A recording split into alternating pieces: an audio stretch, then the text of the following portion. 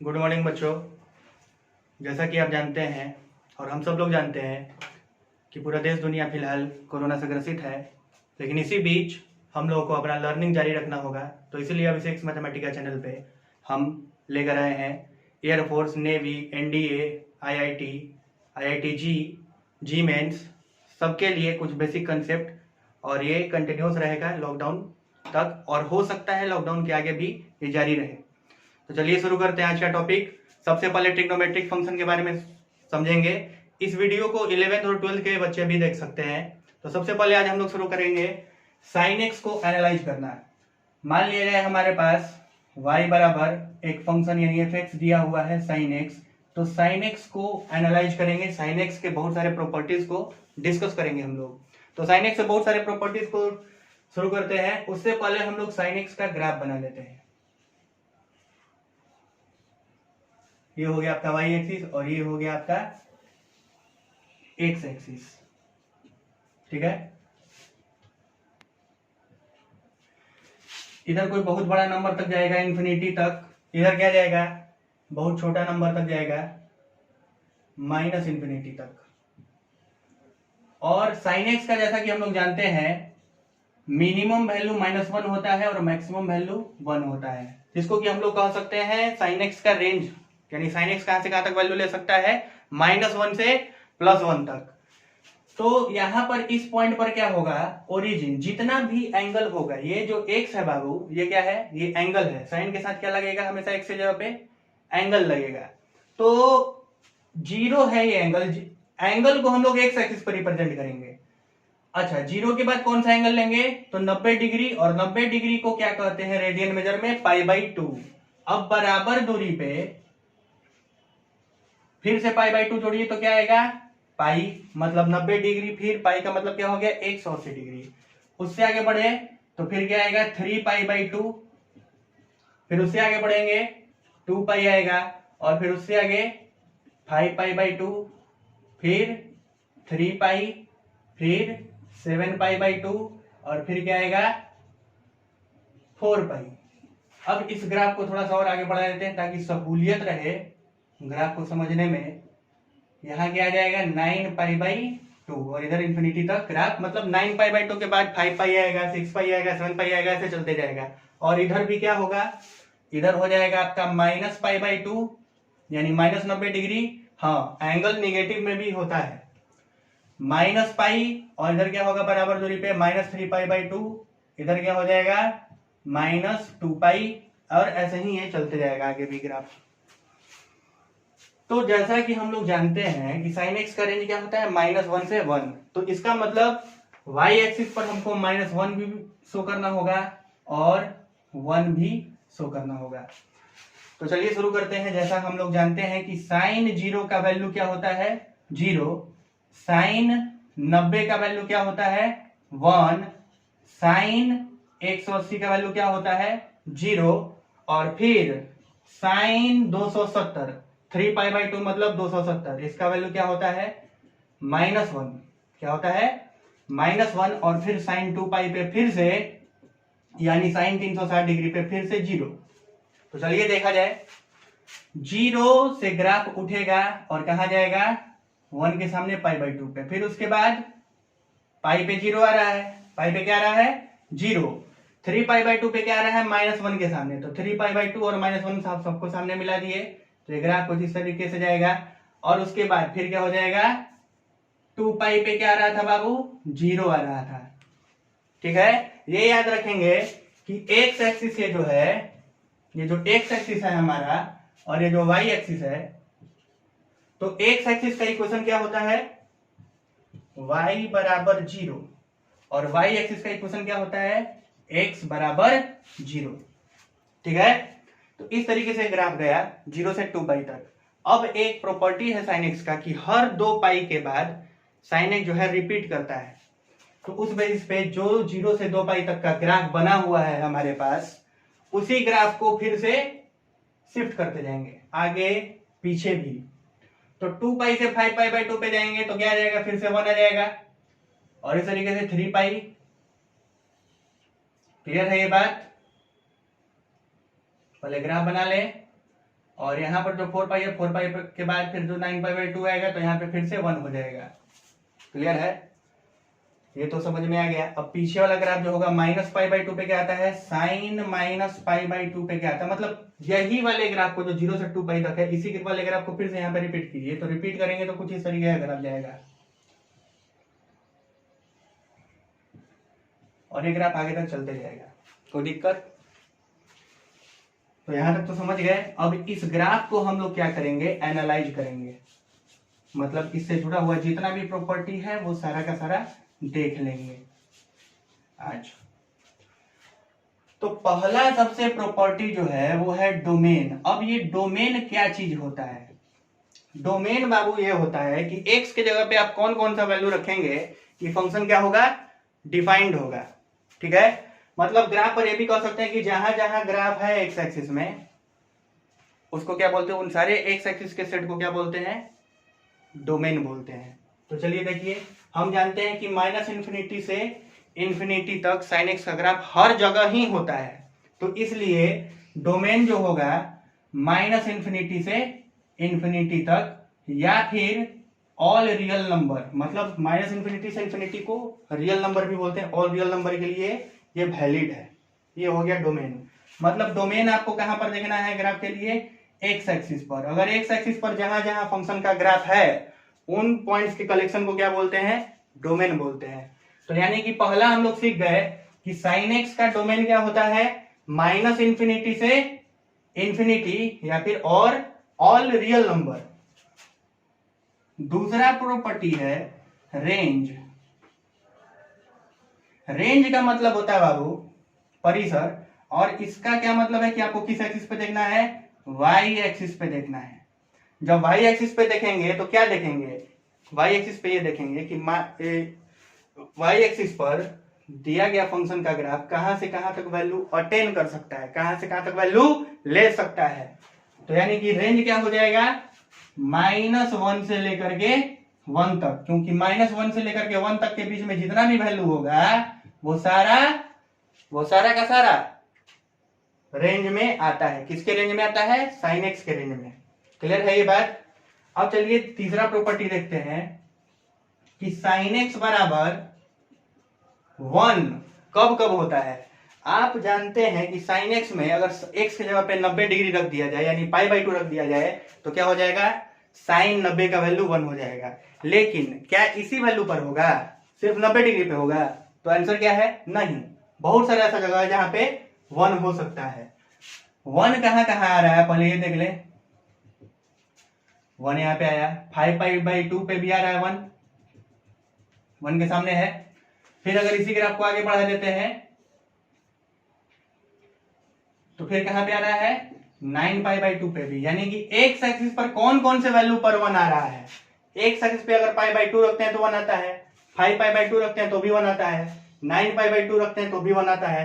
यानी कि पहला हो गया π/2, दूसरा क्या हो गया 5π/2, और तीसरा बाबू 9π/2। और जैसे जैसे ग्राफ ये आगे चलते जाएगा उतना सॉल्यूशन, उतना नंबर ऑफ सॉल्यूशन होगा, मतलब इसका भी बहुत सारा सॉल्यूशन होगा। तो डॉट डॉट डॉट कर देते हैं, मतलब बहुत सारा सॉल्यूशन होगा। अब एक चीज इसको नियम बनाते हैं कि ऐसा एक नियम बनाया जाए जिसमें सारा का सारा सॉल्यूशन कुछ वैल्यू रखते जाए तो निकलते जाए। तो उसके लिए क्या करेंगे, x बराबर, जरा देखिए π/2 तो सब में है, क्या है, π/2 यहां पे भी है, यहां भी है और यहां भी है। लेकिन π/2 के साथ यहाँ पे क्या है, जैसे यहाँ पे 5 है, यहाँ पे 9 है, तो यहाँ पे क्या है, 1 है। तो जरा देखेंगे कि 1, 5 और 9, ठीक है। अब यहाँ पे क्या है, ये सारा का सारा 4 का छलांग मार रहा है, यानी 1 में प्लस अगर 4 करेंगे तो 5 आएगा, फिर 5 में प्लस 4 करेंगे तो 9 आएगा। यानी कि सब में 4 का अंतर होने वाला है, ये तो क्लियर है। और साथ ही ये भी देखेंगे कि ये 1, 5, 9 के बाद क्या आएगा, 13 आता। तो ये सारा नंबर क्या है, ऑड है या इवन है, तो ये सारा का सारा नंबर ऑड है। तो अगर 4 का अंतर है और ऑड नंबर है तो इसको लिखने का तरीका क्या होता है, 4n + 1 π/2। बात समझे कि नहीं? अगर 4 का अंतर है तो आप सबसे पहले 4 से n को मल्टीप्लाई कर लीजिए, और इसके बाद +1 रखना है, इसलिए क्योंकि हर जगह यहाँ पे प्लस आ रहा है। इसी से आपका माइनस वाला भी आंसर आ जाएगा। मतलब देखिए -3π/2 है ना जी, -3π/2 पे भी तो 1 आ रहा है। तो अगर -3π/2 हम लाना चाहें तो आ सकता है क्या? बिल्कुल आ सकता है। अगर n के जगह पे -1 डाल दिया जाए तो 4 × -1 +1 इंटू क्या π/2। तो आप जानते हैं 4 गुना -1 करेंगे तो -4 आएगा, -4 + 1 गुना π/2। तो आप जानते हैं -4 + 1 कितना होता है? -3। तो -3π/2 यानी -3π/2 पे आंसर हो गया। तो इसी को लिखने का तरीका क्या है? यूनिवर्सल सेट जहां पर n क्या है? कोई इंटीजर है। तो आप इस बात को याद रखेंगे कि sin x का वैल्यू 1 के बराबर कब होता है? जब 4n + 1 π/2 होगा। यानी n की जगह पे आप कोई भी इंटीजर डाल दीजिए, उसके बाद जो भी हल आएगा वो 1 आपको देगा ही देगा। क्लियर है ये बात? चलिए बाबू, तो अगला शुरू करते हैं। 3 प्रॉपर्टी देख चुके हैं हम लोग। चौथा प्रॉपर्टी है कि sin x बराबर 0, मतलब sin x का वैल्यू 0 के बराबर कब कब होता है? तो इसको भी हम लोग जनरलाइज करेंगे। जरा देखिए 0 होने का तरीका कैसे देखेंगे हम लोग ग्राफ पे। जब जब sin x का तो ग्राफ ये है बाबू, जो कर्व है ऊपर नीचे कर रहा है वो है। तो जब जब x एक्सिस को sin x का ग्राफ काटेगा वहां पर sin x का मान 0 होगा, क्योंकि y का मान 0, y किसको बोलते हैं? y किसको बोलते हैं? sin x को। तो y का मान 0 कब होगा? जब x एक्सिस पर ग्राफ आएगा। तो ग्राफ कब कब आएगा? पहला तो दिख रहा है 0 पे, दूसरा कहां पे दिख रहा है? देखिए 0 पे आया ग्राफ, 0 से शुरू हुआ था, फिर पाई के पास x एक्सिस को टच किया है। मतलब sin x का ग्राफ x एक्सिस को क्या करना चाहिए? टच करना चाहिए। sin x बराबर 0 का मतलब क्या हुआ? sin x का ग्राफ x एक्सिस को टच करता हो। यानी कहां कहां टच कर रहा था? एक बार 0 पे कर रहा है, फिर कहां पे कर रहा है? π/2 पे, सॉरी पाई पे कर रहा है, फिर कहां पे कर रहा है बाबू? साफ दिख रहा है 2π पे कर रहा है, फिर कहां पे? 3π पे। अच्छा, फिर क्या कर रहा है? 4π, ऐसे ही चलते जाएगा आगे तक। अच्छा, पाई पे कर रहा है तो -π पे भी कर रहा है क्या? बिल्कुल कर रहा है। यानी +π पे तो कर ही रहा था, साथ ही साथ -π पे भी कर रहा है। +2π पे कर रहा था तो -2π पे भी कर रहा है यहाँ पे। यानी कि +3π पे करेगा तो -3π पे भी करेगा, और -4π, -5π, -6π ऐसे हर जगह करेगा। तो इसका मतलब x बराबर क्या हो जाएगा सोल्यूशन इसका? पाई तो देखो बाबू सब में है, पाई पाई पाई पाई, लेकिन यहाँ पे क्या है? 0 1 +1 -1 +2 -2 +3 -3, तो हर जगह नंबर आ रहा है। और वो नंबर कौन सा है? इंटीजर है। तो यहाँ पे हम लोग क्या लिख देंगे? n पाई। n की जगह पे आप कोई भी इंटीजर डाल सकते हैं। जहां पर n क्या है? कोई इंटीजर। इंटीजर मतलब कोई भी पूर्णांक आप डालेंगे तो उस जगह पर n की जगह पे अगर आप कोई भी पूर्णांक डालते हैं यानी इंटीजर डालते हैं तो क्या वैल्यू आएगा? sin x का 0 के बराबर आएगा। तो इस बात को भी दिमाग में रखना है। क्लियर है? अच्छा, 5वां प्रॉपर्टी हम लोग देख लेते हैं। 5वां प्रॉपर्टी देखने से पहले इसको साफ कर लेते हैं।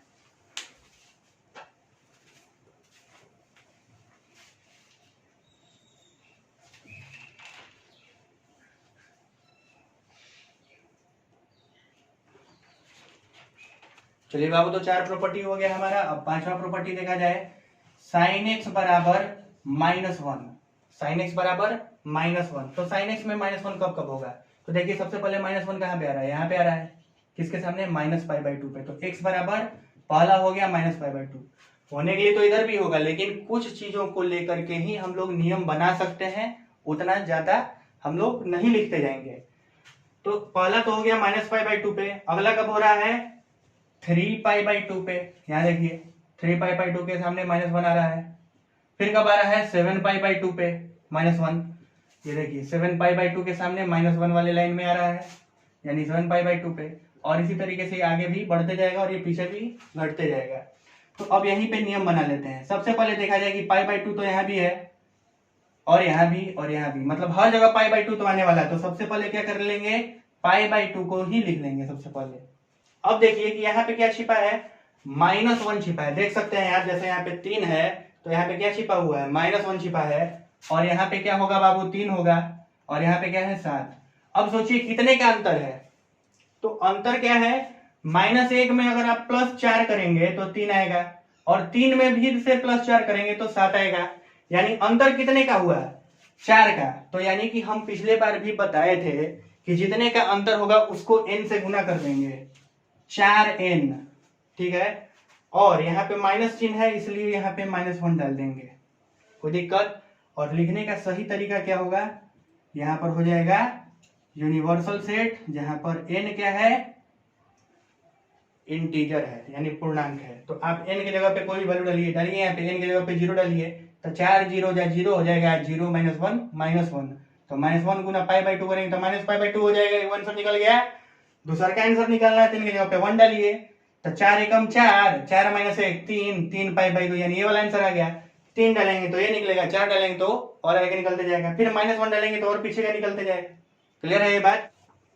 तो बाबू यहां तक देख करके अब आगे बढ़ते हैं, अगले प्रॉपर्टी पे आते हैं। अगला प्रॉपर्टी है, अब तक कितना प्रॉपर्टी हुआ, 5। छठा प्रॉपर्टी है कि sin x का वैल्यू जो है, ये ध्यान देने लायक बात है कि sin x का वैल्यू जो है 0 से बड़ा कब होगा, 0 से बड़ा चाहिए इस बार, ना ही 1 चाहिए। 1 भी देख चुके हैं कि sin x का वैल्यू 1 कब होता है, sin x का वैल्यू 0 भी देख चुके हैं, और sin x का वैल्यू -1 भी देख चुके हैं। अब क्या देखना है कि sin x का मान 0 से बड़ा कब कब होगा। तो ग्राफ पर किसी भी फंक्शन को कैसे देख सकते हैं कि वो 0 से बड़ा दे रहा है, कहां पर दे रहा है, तो उसके लिए हमको देखना पड़ेगा ग्राफ कहां पर होना चाहिए, ग्राफ x एक्सिस के ऊपर होना चाहिए, x एक्सिस के ऊपर। तो देखा जाए अगर x एक्सिस के ऊपर वाले ग्राफ को, तो x एक्सिस तो ये है बाबू हमारा, इसके ऊपर ग्राफ कहां कहां पर है, तो 0 से लेकर के पाई तक, फिर 2 पाई से लेकर के कहां तक बाबू, 3 पाई तक। इधर भी देख सकते हैं कि -2 पाई से लेकर के -पाई तक, और ऐसे ही ग्राफ हर जगह चलते जाएगा, कोई दिक्कत है। तो इन्हीं चीजों से अब नियम बनाएंगे। सबसे पहले अगर देखें तो क्या आ रहा है, 0 से लेकर के पाई के बीच, 0 से शुरू हो रहा है और पाई के बीच तक जा रहा है। 0 पर मान क्या होता है, 0 होता है, पाई पर भी साइन का मान क्या होता है, 0 ही होता है। तो 0 से बड़ा ना चाहिए, 0 के बराबर नहीं ना चाहिए, तो इसलिए खाली ऊपर वाला ग्राफ देखेंगे। तो पहला चीज तो ये मिला समझने के लिए कि 0 से पाई, अब नियम बना रहे हैं हम लोग। फिर कहां पर हो रहा है, 2 पाई से 3 पाई, कोई दिक्कत। अच्छा, उसके बाद क्या हो रहा है, 4 पाई, यहां देखिए 4 पाई से फिर से उठ रहा है, 4 पाई से लेकर के 5 पाई तक ही जाएगा, तो 4 पाई से लेकर के 5 पाई तक। समझ में आ रहा बात। तो अब इस चीज को अगर यहीं तक रख करके हम लोग जनरलाइज करें, तो जनरलाइज में देख रहे हैं कि बाबू पाई इधर भी है और पाई इधर भी है, लेकिन ये 0 2 4 किस टाइप का नंबर है, तो ये बाबू इवन नंबर है। कौन सा नंबर है, इवन। और इवन को लिखने का तरीका होता है, कितने का अंतर है बाबू ये भी देख लिया जाए, तो 2 का अंतर है, तो इसलिए क्या कर देंगे इसको 2n पाई, ठीक है। और इधर पाई के पहले वाला नंबर 1 है, 3 है, 5 है, तो अगला नंबर क्या आता है, 7 आता है। 2 का अंतर है, लेकिन 2 के अंतर के साथ ये ऑड नंबर भी है, तो ऑड नंबर के लिए क्या करेंगे, +1 कर देंगे क्योंकि प्लस में जा रहा है। और एक और चीज का ध्यान रखेंगे, कितने का अंतर है, 2 का अंतर है, तो जब 2 का अंतर है तो इसको क्या कर देंगे बाबू, 2n + 1, ठीक है। और इस चीज को इस तरीके से लिख दिया जाएगा यूनिवर्सल सेट, जहां पर n क्या है, कोई इंटीजर है। तो बात समझ में आ रहा है आपको कि 2n पाई से लेकर के 2n + 1 पाई के बीच में sin x का वैल्यू क्या होगा, 0 से बड़ा होगा। अब ये कैसे पता करेंगे, तो n के जगह पे आप कोई भी इंटीजर डालते जाइए, n के जगह पे 0 डालिए, क्या डालेंगे, 0 हर जगह दोनों में।